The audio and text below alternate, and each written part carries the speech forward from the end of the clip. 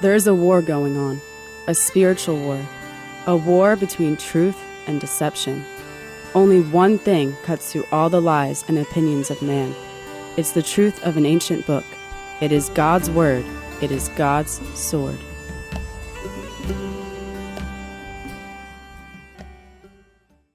Join me this morning in Exodus chapter 22. This is where our journey going through the Old Testament was where we left off last week. It's where we are here today.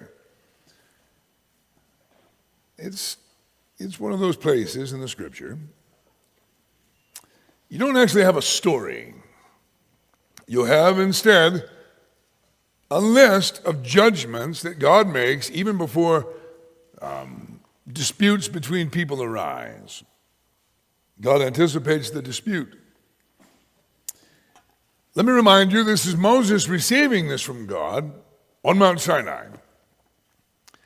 Moses has received and is in the process of receiving. He's already received the 10 Commandments, and now there are all these other precepts and judgments that God gives to the covenant people, Israel. They are uniquely in a covenant with God. A covenant that God invited them into. A covenant that they'll agree to. It's a covenant that they've entered into. A covenant. And with every covenant, there are certain conditions, certain agreements. Marriage is a covenant. And when people enter the marriage covenant, there are certain expectations. If we're going to be married, then we will never share a sexual union with anyone else other than the person we've entered that covenant with. Israel was in that kind of covenant with God. Israel was in that kind of actual sort of marriage with God. They, as a people, the descendants of Abraham, they're in a marriage, a covenant. It's binding. And all the conditions of that covenant are being spelled out by God, and they are called to faithfulness. They're called to fidelity to this covenant. We will see in this the judgments that God gives to the covenant people. We'll see wisdom. I hope you'll recognize wisdom. Not all that we are going to read is applicable to us. We are not Israel. We're not part of the covenant people. Nevertheless, the wisdom still applies. The wisdom, it still ought to be noted. Before we're going there, let me just read you the 19th Psalm. Listen to this. Psalm 19 reads, "The heavens are declaring the glory of God, and the expanse is declaring the work of his hands. Day to day pours forth speech, and night to night reveals knowledge. There is no speech, there are no words, and the voice is not heard." It's talking about the stars, the constellations, the sun and the moon, everything that's in space. Well, their line is going out through all the earth, and their utterances to the end of the world. In them, he has placed a tent for the sun, which is as a bridegroom coming out of his chamber. It rejoices as a strong man to run his course. Its rising is from one end of the heavens and its circuit to the other end of them, and there's nothing hid from its heat. So here in Psalm 19, we have the dual reality that God, the Creator, he reveals some things about himself by creation. Creation, well, it testifies to us that there is design, there is order. Therefore, there must be a designer. There must be an orderer. There's an artist behind all the beauty. There's a genius. The universe itself is the product of a mind. But that's not the only way God reveals himself. Psalm 19 goes on to say, the law of Yahweh is perfect, restoring the soul. The testimony of Yahweh is sure, making wise the simple. The precepts of Yahweh are right, rejoicing the heart. The commandments of Yahweh are pure, enlightening the eyes. The fear of Yahweh is clean, enduring forever. And the judgments of Yahweh are true. They are righteous altogether. So God not only reveals himself by creation, because creation will only tell you there is an orderer, there is a designer, there is a genius. Won't reveal his name, won't reveal his identity, won't reveal his love for you or his plan for you. And for that, God has texted you. God has spoken by written text. And what was delivered, starting there on Mount Sinai, we call it the Bible. These terms, all collected here in Psalm 19, are all different aspects of this. The law of Yahweh, the testimony of Yahweh, the precepts of Yahweh, the commandments of Yahweh, fear of Yahweh, and the judgments of Yahweh. Yahweh is the name whereby God has revealed himself, Yahweh. The first syllable of that, Yah, is where we get the word hallelujah. Hallel, it's a Hebrew expression, but it's said the exact same way all over the world, in every language. Hallelujah. Hallel is praise, and Yah is the first half of the name that God revealed himself to Moses. That statement, the judgments of Yahweh are true, they're righteous altogether, is followed by these words: they are more to be desired than gold, even more than much fine gold, sweeter also than honey and the drippings of the honeycomb. By them, by the very judgments of God, by them your slave is warned. And that's how the psalmist sees himself, as a slave to Yahweh. By the very judgments of God, your servant, your slave is warned. And in keeping of them, there is great reward. There is profound reward in doing things God's way. It pays off. He also says, who can discern his errors? Acquit me of hidden faults. Also keep back your slave from presumptuous sins. We all have those. We have errors, we have hidden faults that we're not even aware of, and we have blatant violations of God's law that we're all guilty of. Presumptuous sins. He says, let them not rule over me. Then I will be blameless, then I shall be acquitted of great transgression. Let the words of my mouth and even the meditation of my heart be acceptable in your sight, O Yahweh, my rock and my redeemer. So that from Psalm 19. Judgments. We're going to read some of the statutes and some of the judgments. So look, here's the deal. You guys all know, as humans, you know that it can be hard to get along with other humans. Don't you? It can be hard to live at peace with your fellow man. It can be hard to get along, and there are going to be disagreements. There are going to be disputes. We're going to step on each other's toes. There are going to be offenses. God, knowing that this nation, which are his covenant people, are going to have strife. All people do. We're all imperfect. We're going to bump into each other. Well, God gives to them the statutes and judgments whereby they can settle their disputes. So disputes don't have to go on forever. They can actually be settled. I will remind you that in the 18th chapter, under the counsel of his father-in-law, Jethro, Moses established elders. It was Jethro who said, well, here's what you got to do. You need to look out through your nation here, capable men. I think the LSB uses the word excellent men. Men of truth, men who hate covetousness, or LSB says greedy gain. They hate it. They're not just guys who can't be bribed. They're people who will get mad at you if you attempt to bribe them. Find those guys. Find them and make them elders, and an appeals system. There are elders over hundreds, elders over thousands, and elders over tens of thousands. So you've got a nation that's a couple of million people.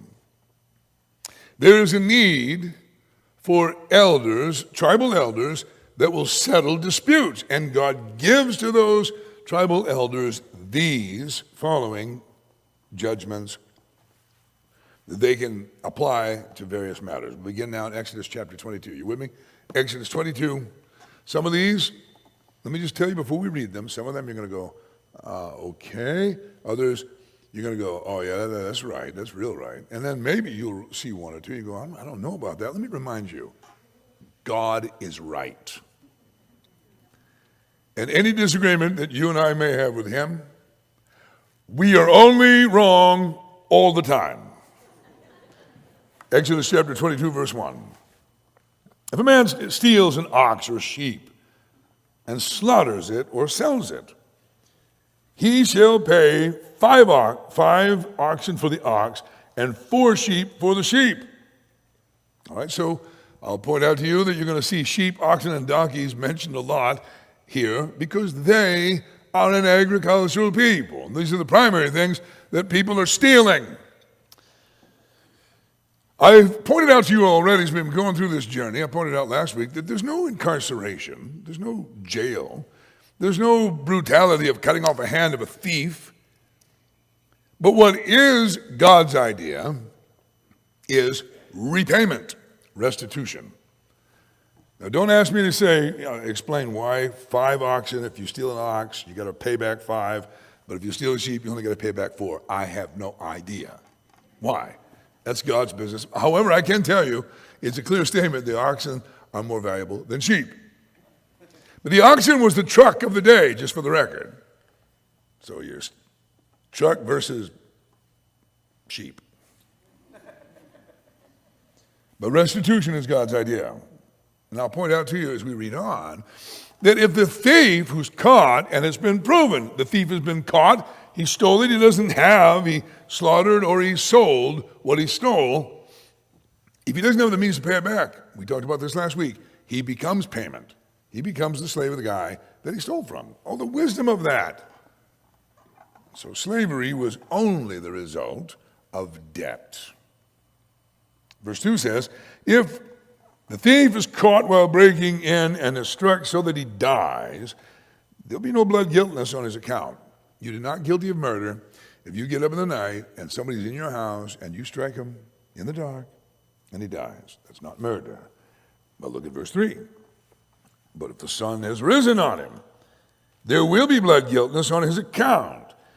He shall surely make restitution. If he owns nothing, then he shall be sold for his theft. So the thief who breaks in your house in the daytime, you don't kill him. That's murder. At night, you cannot identify the thief, and B, you cannot ascertain his purpose for being there. But if it's in the daytime, the breaking in, you're able to identify as a witness. You've got other options. So you don't go striking somebody to kill them. That would be murder. That is more severe than the crime that the guy is committing. Notice that if he doesn't have, if he lives, he's got to pay back what he attempted to steal or what he stole. And if he owns nothing, then he shall be sold for his theft. And you will remember that a slave could only serve 6 years. That was in our study last week. So you might end up with a big 6-year debt of hard labor if you're caught stealing. Verse 4, if what he stole is actually found alive in his hand, whether an ox or a donkey or a sheep, he shall pay double. So if you can't find what he stole, he's got to pay back fourfold for sheep.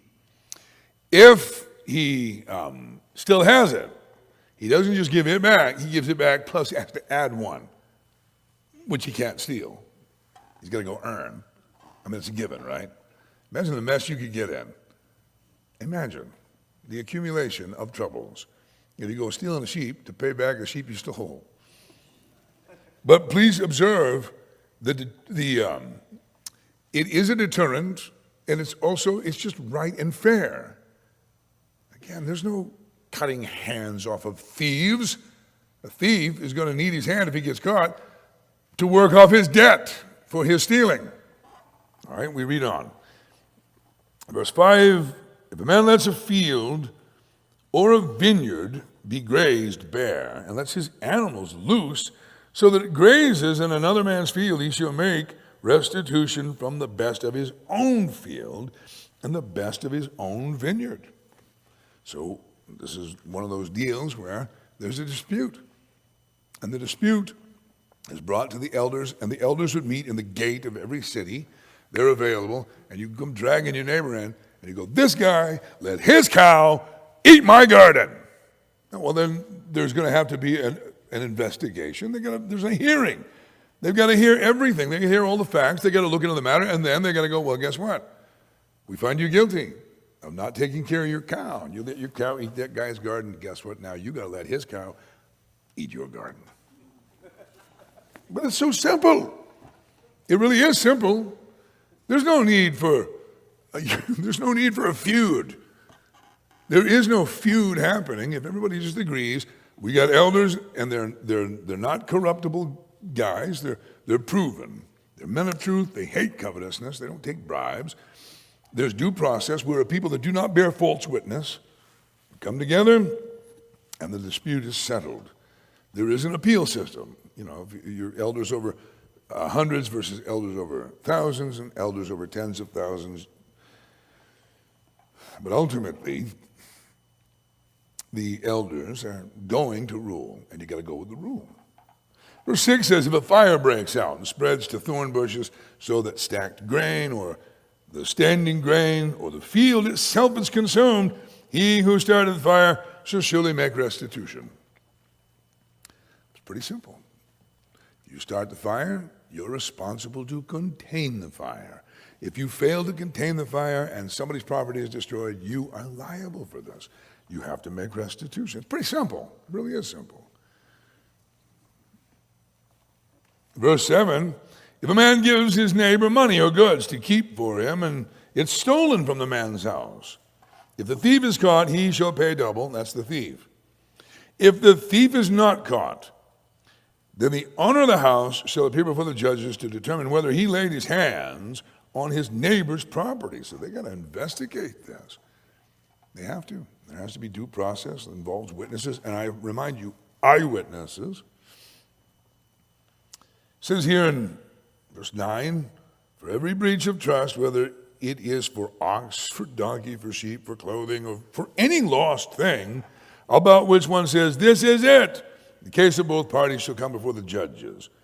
He whom the judge condemns shall pay double to his neighbors. That's simple. So you're coming in, you're dragging somebody in before the elders and go, this guy has got my plow. That's my plow. He stole my plow. There's a process. But ultimately there has to be a ruling, and the guy who is found wrong has got to make it right. He's got to pay double to his neighbor. Verse 10, if a man gives his neighbor a donkey, an ox or a sheep or any animal to keep for him, and it dies or is injured or is driven away while no one is looking, then an oath before Yahweh shall be made by the two of them that he has not laid his hands on his neighbor's property, and its owner shall accept it, and he shall not make restitution. So you've agreed to watch somebody's animal. If something happens and the animal's gone, you got to come in and swear an oath. You got to come in and swear this oath before God himself. Yahweh, I did not steal. Somebody stole this while I was watching, but I didn't steal. You're involving God in the unsettled and unproven dispute. It can't be proven. It can't be proven that you stole it, you were watching it, you're responsible for it, but you're going to enter into an oath. And that is kind of a big deal. And this is where that practice began, which is still practiced today in modern America. Jurisprudence, we still get people to swear an oath, to enter an oath. And then we have to remind them, you know you're under oath. The lawyer has to do that. Meaning, this is not just like regular when you lie. This one, if you're proven to be lying, can cost you. Those congressional hearings. The lawyers in Congress always saying, could we remind you right now that you're under oath, sir? And for us, who actually follow Christ, we're taught to always tell the truth. We're taught to let your yes mean yes and your no mean no, and don't be swearing at all. You know, like, I swear to God. On my mother's grave. You doing that? Or the guy's going to go, no, true story, true story. What are you doing? All the rest of the time you're lying? You're making us suspicious. And you got to go, true, swear to God. I swear. Stack of Bibles. No, we live under a perpetual oath if we are followers of Christ, and we're just going to tell the truth. But in this, the covenant people, when there's a dispute that can't be proven, the two in dispute come before God. They come to the elders, and they officially, in the sight of witnesses, enter into an oath. If they are found to be lying, if later proof comes, consequences are significant. Verse 12 says, but if it's actually stolen from him, he shall make restitution to its owner. All right, now, verse 13 says, now if it's all torn to pieces, well, let him bring it as evidence. He shall not make restitution for what has been torn to pieces. So if a predator got it, you need evidence. Claw marks, fang marks, right? You bring the evidence and go, I didn't, you see? And that's how you get out of trouble on this one. Verse 14, if a man borrows anything from his neighbor, and it is injured or dies while its owner is not with it, he shall make full restitution. But if his owner is with it, he shall not make restitution if it is hired. It came for its hire. This, I know it sounds weird, but it's very simple. There's a distinction made. Try a modern application. If I say to you, I'd like to rent your truck or borrow your truck, and if in the process of borrowing your truck breaks, I gotta fix that. If I hire you and your truck breaks, that's your problem. Now, I know you're probably thinking, does this all really have to be said? Yeah, God knows people. There's a couple of million people, and they're gonna fight about stuff. They're gonna turn into the Hatfields and McCoys. And they're gonna escalate tit for tat if you don't give them the judgments whereby they can settle every dispute. Verse 16. Now, this one's going to trouble some of you, and it should. If a man seduces a virgin who is not engaged and lies with her, he must pay a dowry for her to be his wife. And we're not talking about rape, we're talking about seduction. You have lured some girl into sex. You are expected to marry that girl, and not just in that culture. It's not as simple as going, hey, you want to marry me? You do? Okay, let's do it. No, you have to come up with years worth of wages. A dowry. What is a dowry? A dowry was, in the ancient world, protection for a woman. It was supposed to be held onto by her father. It's only a stupid and wicked father that would take the dowry and head to Vegas, and blow it. A dowry was to be kept. What is a dowry? A dowry is like alimony before you ever get married. It's kept in case you fail as a husband, in case you put this woman away and she now has no husband. She has the means. In the ancient world, listen, there's no welfare system. There was no support. It's not like, women just went out and went to work. You understand, a woman whose husband just put her away, divorced her, and in the ancient world, only the husband could do that. I'm not saying that's right, that's just how it was. A dowry was her protection. A dowry was to be given to her father. So, check this one out in verse 17 says, if her father absolutely refuses to give her to him, he shall pay money equal to the dowry for virgins. So you may, if you have seduced and bedded a woman that you're not married to, in that arrangement,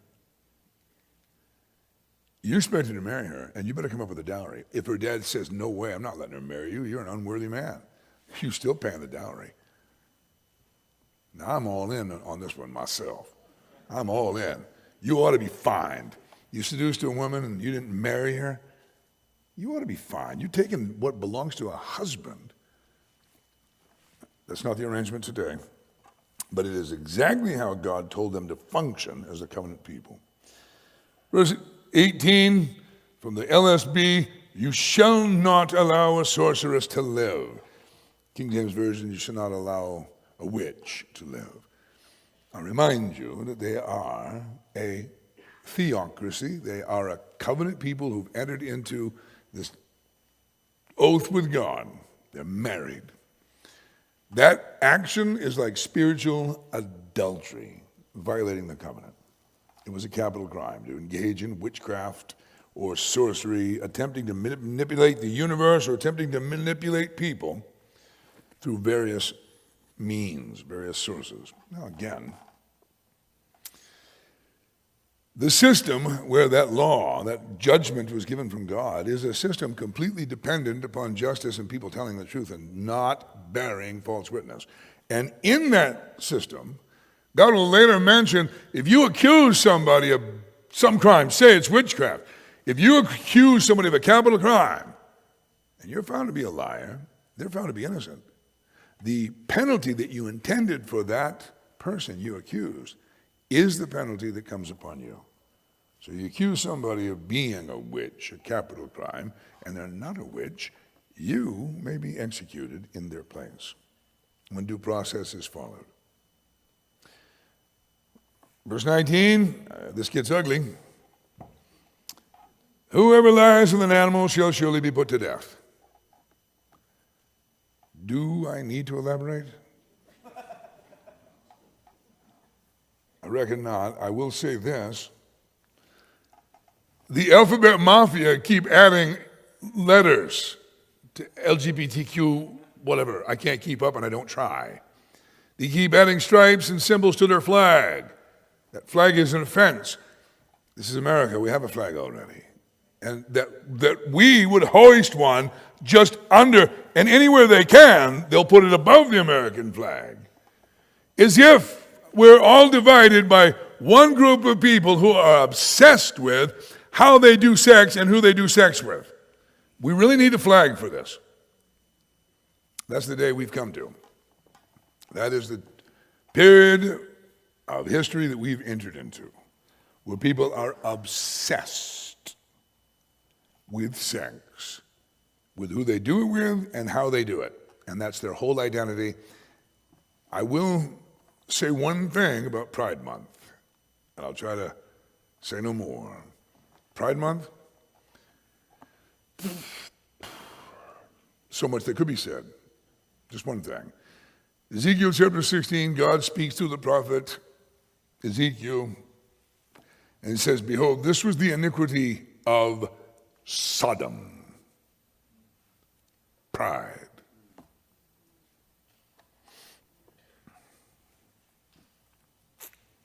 Don't lie with an animal. Bestiality. Of course, you remember that our state made national headlines. That was about 25, 30 years ago, when a man here in central Maine was caught with his beagle. And he wanted to defend that action. Our state is in such a mess that the only opposition that could be offered to that man's action, the only reason why it's not legal at present, not because it's a violation of nature, not because it's a sin against the Creator, no, only that we can't be completely confident that the beagle is consenting. I'm not kidding you. That's how bad things have gotten. That's how far we culturally have descended. Verse 20, and he who sacrifices to any god other than to Yahweh alone shall be devoted to destruction. So 3 capital crimes are given to us right there together in verses 18, 19, and 20. Verse 21, listen to this. God is very much opposed to oppression, and he's always looking out for the little guy, for the downcast, or, the underdog. And he says here, you shall not mistreat a sojourner or oppress him. For you were sojourners in the land of Egypt. Sojourners, a traveler, someone passing through. In our modern context, that would be an immigrant, and we would be good to remind ourselves that we're all the descendants of immigrants. However, there is certainly, and I will make the distinction, a big difference between an immigrant and an invader. An immigrant immigrates. An invader just invades. The verb kind of tells you which one goes with the noun. An immigrant, a sojourner. God said, don't oppress them. Remember, you also were once trying to find where you belong. You were a sojourner. Remember how you were in Egypt.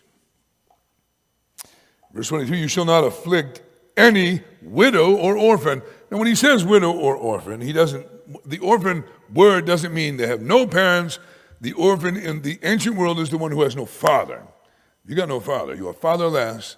You were in the orphan category. You were helpless. You didn't have a defender, a protector. I'm telling you, the plan of God is that every single kid would have a father that everybody who messes with that kid has to answer to. Well, the kid doesn't have a father. He has God watching.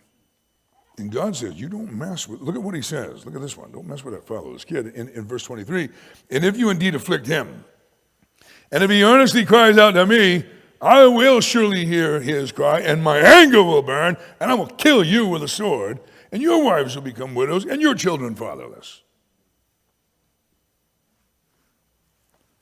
Works for me.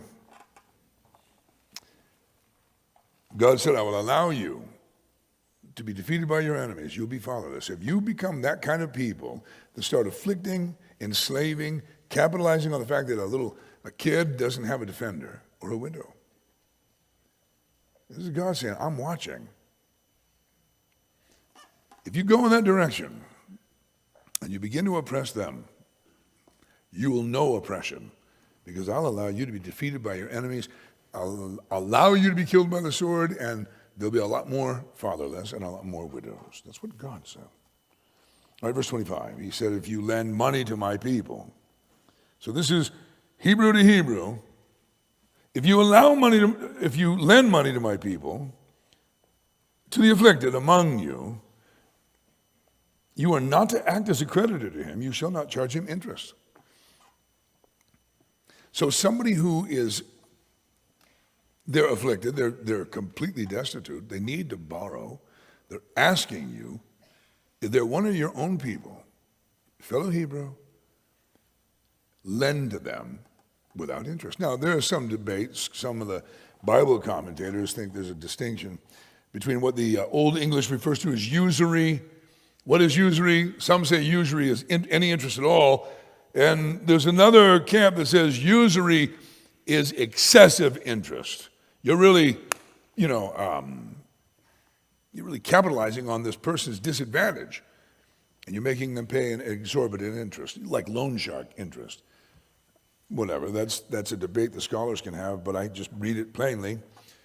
God says that you should lend, but not make them pay to use your money. Now, if somebody wants to go to the bank, go to the bank. The bank will let you use some money, presumably, but they're going to make you pay for that use of money. Among us, among fellow Christians, I think we ought to be those kind of brothers that just want to help each other out. And if there is interest, it certainly should not be exorbitant.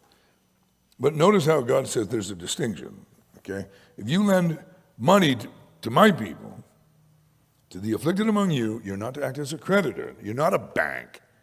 If you're going to lend money, don't charge them interest. Verse 26, if you ever take your neighbor's cloak as a pledge, you shall return it to him before the sun sets, for that's his only covering. It's his cloak for his body. What else shall he sleep in? Then it shall be that when he cries out to me, I'll hear him, for I am gracious. This is God saying, I'm watching what you guys do toward each other. So if you got a guy who comes to you and he goes, can you lend me $5? And you say, well, how can I be sure you're going to pay me back? I need some collateral. I don't have anything. Well, give me your coat. If he gives you his coat for collateral, saying, I'll be back, I'll pay you back your $5, you're obligated to find him before the sun goes down and give him his coat back. You want collateral, pick it back up in the morning. I mean, that's how broke that guy is. That's all he has for a covering. So you understand that what God is having to actually say, will you just, come on, be considerate, be compassionate. That's his only covering. What will he cover up with? If that guy cries out to me, I want to hear him. I am gracious. Verse 28, you shall not curse God, nor curse the ruler of your people. Curse. What is a curse? Pronouncing a curse is when you out loud express the evil that you want to have happen to somebody. A blessing is the exact opposite. And I know we've lost this, completely lost it. The modern world just goes, God bless you. That's it. No, a real blessing is, how do you want God to do good to you? You say, may God give you wisdom for what you're going through. May God give you the answers. May the Lord hear your prayers. I mean, the out loud wish of good that you want for somebody, that's a real blessing. And a curse is the out loud evil you hope is going to happen to somebody. Don't do this. Certainly do not ever curse God. What are you, crazy? And secondly, don't curse the leader of your people. All right? You may speak against the sin of your leader, as John the Baptist did with Herod. John the Baptist laid out, Herod, you are wrong to have taken your brother's wife while your brother is still alive. It's adultery. And then this, again, Herod's claiming to be king of Judea, claiming a role of king among the covenant people, but not following the law of God. He was rebuked by John the Baptist, and it was appropriate that he should be. But if John would have said, I hope you die from some venereal disease, well, that's a curse, and that's a terrible curse. We don't be doing curses, y'all. New Testament, for Christians, we are told to bless those who curse you, bless and do not curse at all. Bless and curse not. So don't retaliate with, oh yeah, I hope you, and fill in the blank. And the most common curse, I have to warn about this one all the time, comes from mothers to their children. What is that one? I hope you have one just like you. Exactly. I hope you have one just like you. That's mean. That's a curse. I hope you. And wives, it's a lie when they say it, but this is another curse. I just hope you're happy now. Wives say that to their husbands, and it's a lie. They don't hope he's happy. What they're saying, I just hope you're ashamed of yourself. I just hope you're miserable now. But don't curse. But certainly here, for the covenant people, God said, do not curse God and do not curse the ruler of your people. Verse 29, do not delay the offering from the fullness of your harvest, the juice of your wine vats, the firstborn of your sons you shall give to me. So God says, I want the first fruits of what you harvest. Trust me. Give to me the first, the best. Not the cast off, not what's left over, the first. Also the firstborn. God draws attention that every one of the firstborn of Israel were to be dedicated to God. More about that later, but that dedication. We practice something that we get from the Gospels in the New Testament. Parents were bringing their little children to the Lord and asking him to touch them and bless them. We call that a baby dedication. It's what we do. And we're still doing the same thing. We're still holding these little ones up before the whole church and saying, Lord, bless this little child. Touch this child like you did when you're here on earth. But for Israel, for the covenant people, the firstborn was significant. And can I point out to you that God is not a communist. He's not a socialist. And the whole arrangement in Israel was when the parent died and the estate was divided, it was not divided equally. The firstborn received a double portion. God was drawing attention to the firstborn, but he's also calling the firstborn, the oldest son, to leadership. The kind of leadership where you're supposed to be looking out for everybody. You're supposed to have learned from your father in such a way that you can actually be a blessing. But moving on, first fruits. Verse 30, he said, you shall do the same with your oxen, with your sheep. It shall be with its mother 7 days. On the 8th day you shall give it to me. So the firstborn of these animals were to be given to the Lord after the 8th day. And this last one, it may trouble some of you, I don't know. But for the covenant people, God said in verse 31, I'll paraphrase first, you shall not eat roadkill. Verse 31, he said, you shall be holy men to me, therefore you shall not eat any flesh torn to pieces in the field. You shall throw it to the dogs. You don't salvage meat where the animal's been killed by predators. You don't eat after dogs. You don't eat after canine or feline. As God said, you're holy, you're set apart. You don't eat roadkill. That's the deal, okay? No roadkill. You don't eat after a vile animal. That is, the fangs, the claws of the predator are not sterile. You don't share food with them. But again, this is God saying to the covenant people, this is the deal for you. You're holy to me. You don't eat flesh torn to pieces. No roadkill cafe for the covenant people.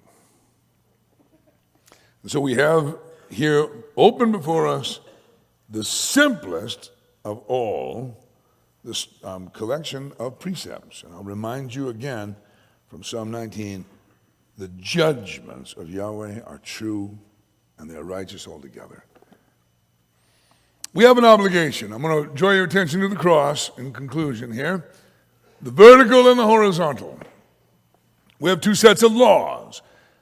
Two sets of laws given to us by God through the covenant people Israel. The 10 Commandments were on 2 tablets of stone, 2 tables of stone. The first set of laws deals with our obligation vertically, our obligation to God. We have an obligation to Him we cannot ignore. The second table of the law deals with our horizontal obligation with our fellow humans. God is watching, and we have an obligation to each other. We have an obligation to get along. We have an obligation to do what is right toward one another. Sometimes people lie. Sometimes they steal. Sometimes there is violence among us. We bump into each other. God lays out judgments before any of those actions are taken, before any of those crimes are committed, and He calls His people, the covenant people, to apply these statutes in their civil government. They have a civic duty, and the elders have to follow due process, and if they'll do that, everybody can be blessed. But wouldn't it be better, wouldn't it just all be better if we all just loved each other? Wouldn't it? According to the teaching of our King, our Lord Jesus, the greatest of all the commandments is just love God with all your heart, all your soul and all your strength, all your mind. The second greatest commandment is love your neighbor as yourself. If you just love each other, you don't have to end up in court. If we actually just do what He commanded us, they call it the golden rule. He didn't call it that. He just said, whatsoever you would that people would do to you, do that to them. If you borrow somebody's tool and something happens to it, it's lost, what would you want them to do to you? Well, do that. You would want them, if it was your tool that you borrowed, you'd want them to get you a brand new one. Do that. Just make it right. It's so simple. Isn't it? It is simple. The problem with us is we're not simple. We're so dang complicated, and we're sinful, selfish. One more thing. I think the problem with all of us is that we apply a different rule to us than we do to everybody else. And my sin doesn't look that gross on me, but it looks really gross when you do it. And I bet you're the same way. So we need to always remember God is watching. God's watching. We're not the judge of the universe, but there is one who is. He is watching. We ought to live like we know that. Hey, thanks for listening. We pray that the Word of God will speak to your heart as you meditate on it. If we can help you grow, or if you have any questions, you can visit us at our website at ccbangor.org. Give us a phone call at area code 207-991-9555, or you can shoot us an email at office@ccbangor.org. On behalf of Pastor Ken and all of us here at Calvary Chapel Central Maine, we wish you grace and peace.